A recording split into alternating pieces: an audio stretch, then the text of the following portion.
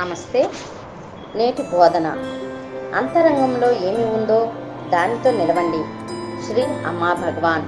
బెంగళూరుకు చెందిన ప్రియ తన అనుభవాన్ని ఇలా తెలియజేస్తున్నారు.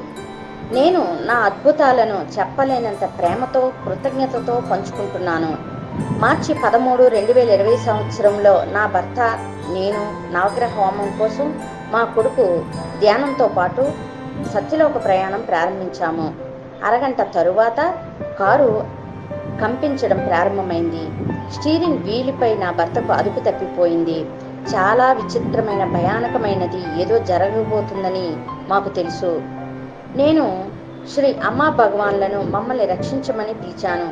ఎటువంటి అవాంతరాలు లేకుండా మేము హోమంలో పాల్గొనాలని మరియు మేము సురక్షితంగా ఇంటికి తిరిగి రావాలని నేను ప్రార్థించాను. ఆ ప్రార్థన తరువాత ప్రతిదీ సున్నితంగా ఉంది. హోమం తరువాత మేము బెంగళూరుకి తిరిగి వచ్చాము మరియు కారును తనిఖీ చేశాము. కారు ముందు వెనుక టైర్లు చిరిగి ఉండటం చూసి మేము అవాక్కయ్యాము. మేము ప్రమాదానికి గురి అయితే ఏం జరిగి ఉండేది? మా భగవాన్ దైవిక రక్షణ కవచాన్ని మాపై ఉంచారని మేము గ్రహించాము.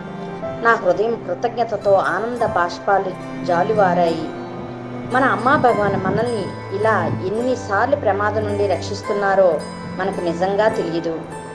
కానీ నా తండ్రి కఠినమైన సమయాల్లో నన్ను రక్షించడానికి ఎల్లప్పుడూ నాతోనే ఉంటారు. కోవిడ్-19 లాక్డౌన్ కారణంగా ఇంట్లో సహాయం చేయటం కోసం లోపలకు అనుమతించడం లేదు. నా ఇంటి పనులు చేస్తున్నప్పుడు నేను తీవ్రమైన ఒంటి నొప్పులతో బాధపడేదాన్ని. రోజు నేను నా భర్త సహాయం తీసుకున్నప్పటికీ నాకు తీవ్రమైన వెన్నుపోటు, భుజం నొప్పి వచ్చింది. అందువల్ల చేతులతో దేనిని ఎత్తలేకపోయేదాన్ని.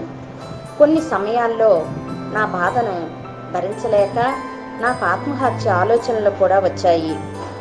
నా అంతర్యామి సూచన మేరకు నేను ప్రీతాజీ యొక్క ఆరోగ్య ప్రక్రియల్లో పాల్గొన్నాను. కానీ ఎటువంటి ఆశ కూడా లేదు. ఆ తరువాత నేను రోజు ఓజస్ ధ్యానం చేస్తున్న కొద్దీ నా శరీరం సానుకూలం స్పందించింది.